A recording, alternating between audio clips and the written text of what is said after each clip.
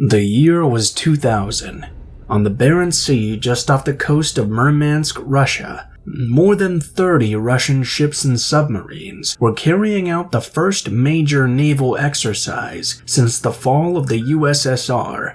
Unfortunately, most of the ships were carryovers from the Soviet era. They were in dire need of updating or repairing. The communications tech was subpar, and the subs were fully loaded and ready to engage with the enemy. What could go wrong? After Yeltsin and the collapse of the USSR, Russia's defense infrastructure was underfunded and relied heavily on what was left of the Soviet military power.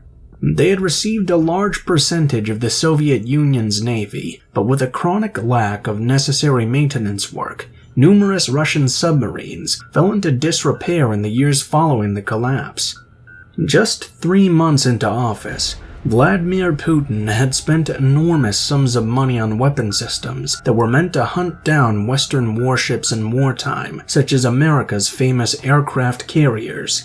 Russia's navy had on its hand equipment meant to fight World War III with NATO, without the need for such force, and also without the finances to maintain it. On the morning of August 12, 2000, 30 ships and 3 submarines headed for the Barents Sea to perform naval exercises. This was to be the first and largest exercise to take place in almost a decade in terms of the sheer number of ships and amount of personnel involved. The Soviet subs were each powered by 2 nuclear reactors that provided them with 97,990 shipboard horsepower. That's a top speed of 33 knots underwater. Each sub also carried 24 P-700 Granite missiles, which were each the size of a small plane. These missiles could carry a 1,653-pound conventional high-explosive warhead or a 500-kiloton warhead. For context, that's enough to vaporize an aircraft carrier with a single hit. 13 Oscar I and Oscar II submarines were built, including a sub named the Kursk. The Kursk was fully armed with Granite missiles and torpedoes, and was to make a simulated attack on the Kirov-class battlecruiser and flagship of the fleet, Patir Veliky, during the Summer X naval exercises.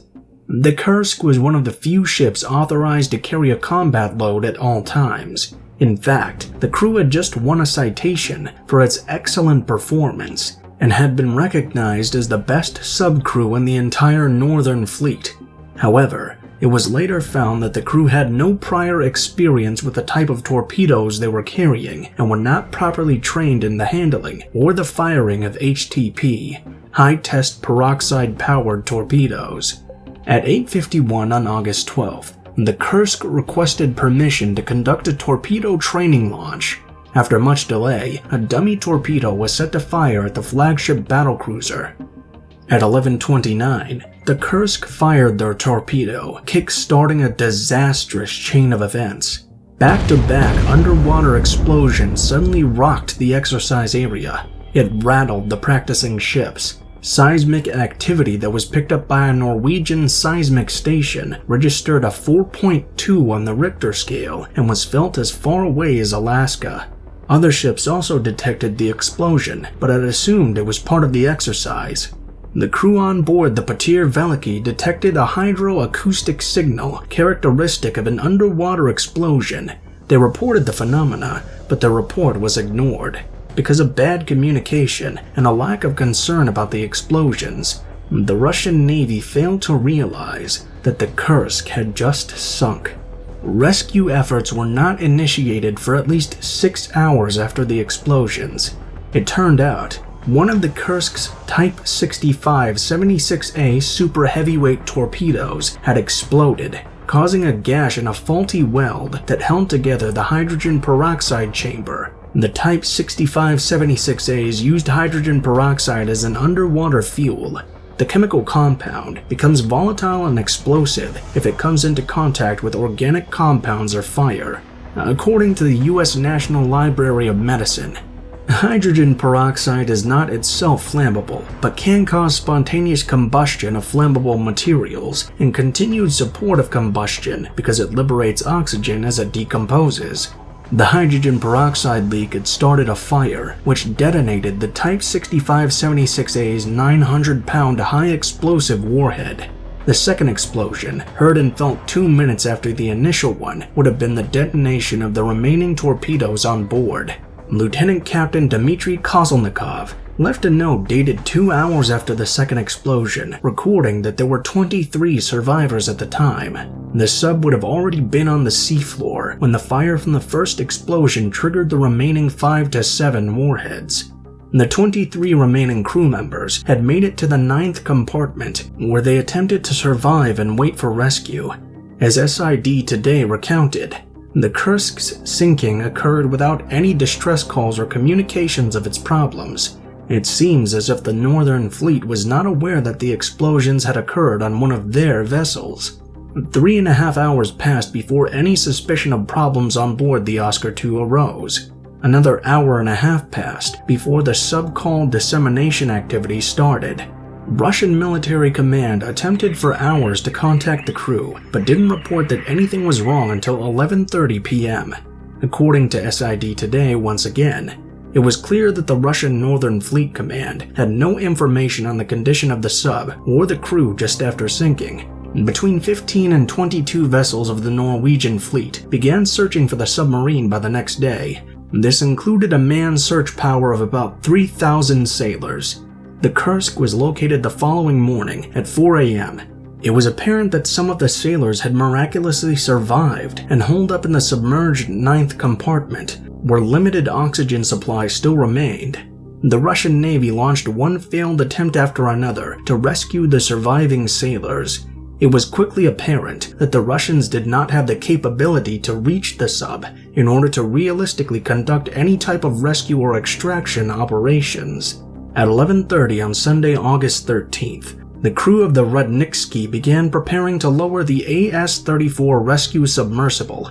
As the AS-34 entered the water and began its search, it reported colliding with an object. Through a porthole, it was reported that a propeller and a stern stabilizer were seen. The AS-34 was damaged in the impact and forced to surface. The backup submersible, AS-32, entered the water some hours later and began a second search for the submarine, but was now unable to locate it. By Monday, August 14th, the newly repaired AS-34 finally relocated the Kursk. They attempted to attach to the aft escape trunk over the sub's 9th compartment, but its batteries were depleted and it was forced again to resurface, this time to recharge the batteries. Strong winds and high waves caused the mission to be delayed and hampered even further. Over 4 days, they used 4 different diving bells and submersibles to try to attach to the escape hatch, with no success. An acoustic signal was heard several times during the Russian rescue attempts, but was concluded as not to be coming from the Kursk, so they were discounted and largely ignored. A Norwegian spy ship, the FS Marjata, was tracking the Northern Fleet exercise and collected information related to the Kursk. They were within 15 nautical miles of the accident. The Norwegian military had also recorded the sound of the explosions, but did not register anything unusual. At the time, the exercise was also being monitored by 2 American Los Angeles-class submarines, the USS Memphis and the USS Toledo. The Royal Navy Swiftsure-class submarine, the HMS Splendid, was also with the 2 American subs. When the exercise was cancelled due to the accident, they put in at European ports. The Russian Navy didn't acknowledge the accident for almost 9 hours, and President Putin wasn't notified for many more hours after that. 9 days after the incident had initially occurred, on August 21st, a team of British and Norwegian divers finally accessed the vessel, only to find its entire crew now deceased. Putin had initially refused international help and only accepted assistance from Britain and Norway 5 days after the accident. In fact, President Putin continued to vacation on the Black Sea and made no public statements about the Kursk for a week until his return to Moscow. Putin claimed he had somehow not even known about the Barents Sea exercises in the first place. It seems no one really knows why Putin didn't accept help from other countries immediately following the accident. But it is assumed that his desire to reassert Russian geopolitical leadership could have been one reason why he didn't willingly accept assistance from Western powers. There could also be a security argument made about the potential exposure of sensitive Russian military information to Western powers aiding in the rescue and recovery. Perhaps he just didn't want the world to see that the Russian Navy was in a terrible state and being run by irresponsible people. Putin paid a visit to the Kursk's dilapidated home port in Vidyayevo on August 22nd. He was hoping to console the town's new widows, orphans, and now bereft mothers, but was met with outrage instead. The sailors' relatives were not in the mood for being placated, nor were they in the mood for succor from a Kremlin that spent critical days lying. 2 Russian journalists from Nezavisimaya Gazeta and Kommersant posed as family members and reported witnessing hysterical widows and mothers howling at Putin, demanding to know why they were receiving so much conflicting information and to know who was going to be held responsible for the deaths of their family members. Putin put the blame on Russia's economic and military decline over the previous decade before he came into power. One woman, Nadezhda Tylik, grieving the loss of her son Sergei, screamed to the hapless Putin, "You're swine, they're dying down there in a tin can for $50 a month and you don't even care." To the disbelief of most, a woman soon sidled up to Tylik and plunged a syringe into her side.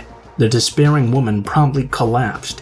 It was later revealed that there were sedatives within the syringe. The government was refusing to release a list of the missing sailors, even to the families of those who had been aboard. It took a Pravda reporter paying an officer 18,000 rubles just to get the list. In a speech to the Russian people a few days later, Putin furiously attacked the Russian media, accusing them of lies and discrediting the country. Up to this point, though, family members had only received 1,000 rubles in compensation, about 37 USD in 2000. Putin also offered the families additional compensation equivalent to 10 years' salary, so about 7,000 USD. On the same day as Putin's broadcast, Deputy Prime Minister Valentina Matvienko announced that the families of the Kursk sailors would receive not only 10 years' salary, but free housing in the Russian city of their choice, free college education for their children, and free counseling for the incident. With the addition of other donations, the families received about 35,000 USD in payments, a relative fortune in Russia. This was the largest ever compensation package in the history of Russia and the Soviet Union. The international effect of the tragedy was so tremendous that hundreds of thousands of dollars were sent to the deceased sailors' families from all over the world. Britain, the US, Norway, and many other countries offered publicly to aid in location and rescue efforts, which Putin did not accept for days. When he did accept the help of Britain and Norway, they were not able to make it to the location of the Kursk until that Saturday, a full week after the incident. On August 29th, Norway was finally able to open the hatch on the sunken sub, accomplishing in less than an hour what the Russians couldn't manage to do in a week. That was when the Kremlin's lie that all aboard the Kursk had most likely died instantly was instantly stripped away. Testimony to the slow, agonizing deaths of the 23 remaining crew members had been found on the remains. They had been writing letters to their loved ones the entire time, knowing they may not survive.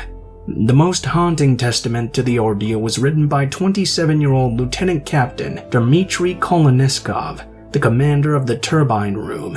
All personnel from compartments 6, 7, and 8 moved to the 9th. There are 23 of us here. We've made this decision as a result of the accident, and none of us can get out. According to the official investigation, they survived for no more than 8 hours after the initial incident, but the lawyer Boris Kuznetsov, who represented the 55 families of the deceased submariners, argued that they had lived for more than 2 days and could have still been saved. It's lamentable that it took the Russian Navy 15 hours to launch a rescue that ultimately failed. The response to the crisis provided an unflattering revelation of the status of the Russian Navy at the turn of the century. Putin, then in his first term as president, was faced with intense criticism over his handling of his first national disaster. Boris Berezovsky broadcast relentless reports about the authorities' bungled response, compared its handling of the Kursk to that of the Chernobyl power plant accident of 1986.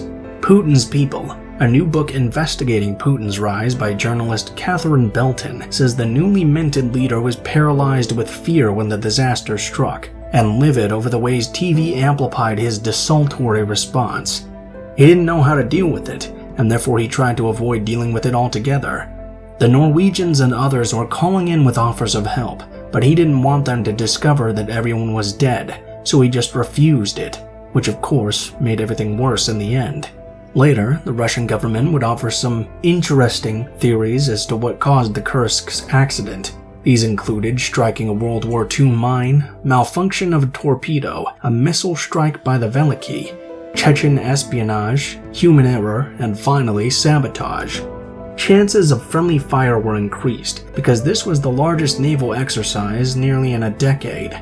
There were also rumors going around that a US sub had downed the Kursk, or it had collided with another unknown vessel. In an interview with CNN on September 8th of 2000, Putin's words were made infamous when he replied to Larry King's question as to what happened with the Kursk. With his signature smirk, he simply said, "It sank." Subsequent investigations in the years following the incident found numerous instances of malfeasance and procedural violations. These included, but were not limited to, a disabled rescue buoy, missed inspection checks, and reported mishandling of sensitive onboard equipment. It was also later revealed that the dummy torpedo was in extremely poor condition and shouldn't have been on board the Kursk in the first place. A faulty weld, made worse by the torpedo being more than 10 years old, and some of its parts having exceeded their service life, was found to be the originating cause of the accident. The rescue buoy that was on top of compartment 7 was designed to automatically deploy when it detected fire or a rapid pressure change. It was meant to float to the surface and send a signal that would help rescuers locate where the stricken vessel was. Upon later inspection, it was found that the buoy had been welded to the hull and rendered completely unusable. Fortunately, the bulkheads of the fifth compartment withstood both explosions. This allowed the two reactors to automatically shut down and prevent a nuclear meltdown at least and widespread contamination of the sea. 2 years after the disaster, a summary of a top-secret investigation determined that there were stunning breaches of discipline, shoddy, obsolete, and poorly maintained equipment, as well as negligence, incompetence, and mismanagement on the part of the Russian Navy. No justification was found for the delay of the rescue missions. On July of 2002, following the release of the official investigation results, the Prosecutor General's office discontinued the criminal inquiry into the deaths of the submariners for lack of corpus delicti. According to Boris Kuznetsov, the lawyer representing the 55 families of the now 118 deceased sailors, the case was dropped for political reasons, most likely due to the Russian leadership's fear of exposing its inability to save people in these critical situations. Kuznetsov joined the criminal case investigating the Kursk disaster in the summer of 2002. He disputed the conclusions made by the Ministry of Defense. He also disputed the forensic expert and the then Deputy Chief Navigator about the time of the sailor's death and the source of the knocking. He believed the initially ignored message was the submariners trying to communicate their position. In fact, in 2005, he published a book that sharply criticized the official version of the disaster. Because of this, in 2007 he was accused of divulging state secrets, forcing him to flee from Russia. In 2008, he was granted political asylum in the United States. The Russians contracted with the Dutch marine salvage company Smit International and Memoet to raise the Kursk from the seafloor. The wreck of the submarine was discovered in 2001. The recovery took 15 hours and was made difficult because of the twin nuclear reactors and stock of torpedoes and undetonated cruise missiles aboard the vessel still. Upon surfacing, it was brought to one of the Russian Navy submarine shipyards at Roslyakovo. It became the largest salvage operation of its type ever accomplished. The Russians said it was too risky to raise the remainder of the bow, which possibly contained undetonated torpedoes, from the seafloor. Some analysts have theorized the Russians may have wanted to prevent foreign countries from accessing the debris, which they had classified as state secrets. They instead opted to destroy the remains where they lay. The Russian military blew up the remnants of the bow in September of 2002. Since then, other submarine disasters have occurred on Putin's watch. Since 2001, 4 nuclear submarines have caught fire. One while it still possibly had active nuclear weapons on board and was being repaired at a shipyard owned by the state's Unified Shipbuilding Company. These fires altogether killed 5 sailors. By the early 2010s, the Defense Ministry charted an extensive modernization and procurement program to breathe some much-needed new life into the Navy. Finally recognizing the hazard of HTP-fueled torpedoes, the Russian Navy ordered all of them to be removed from service. Putin slated $659 billion to bring 10 new submarines into service in the Northern Fleet. Severodvinsk, Russia's most expensive sub ever, cost over $2.2 billion alone. Putin seems to believe these submarines are necessary to establish Russia's predominance along its continental shelf. Russia marked the 20th anniversary of the Kursk's sinking in 2020 with quiet and low-key ceremonies. He recited all 118 names of the deceased crew members at a church service before a flower-laying ceremony at a local cemetery where over 20 are buried. At least 6 other cities held commemorative events as well. President Putin signed a decree and awarded the Order of Courage to the entire crew and the title of Hero of the Russian Federation to the submarine's captain, Gennady Lyachin. Silence about this catastrophe has led to a situation where a very large portion of people has simply forgotten about it, Gudkov told RFE/RL by phone. Censorship in the media has completely blocked information about it, and only on social networks has discussion continued. However, silence on government-funded TV, which serves as the primary source of news for a large amount of the population, highlights the extent to which the political landscape in Russia has changed in the 20 years since the Kursk catastrophe. This tragedy showed that in Russia, state interests are prioritized over human life, health, and family. For the rest of his first 2 administrations, Putin would rarely lose face, certainly never as spectacularly as he had in the face of Nadezhda Tylik's grief. Unfortunately, President Vladimir Putin's skills at obfuscation and misdirection have been well honed since the Kursk crisis, and continue to this day.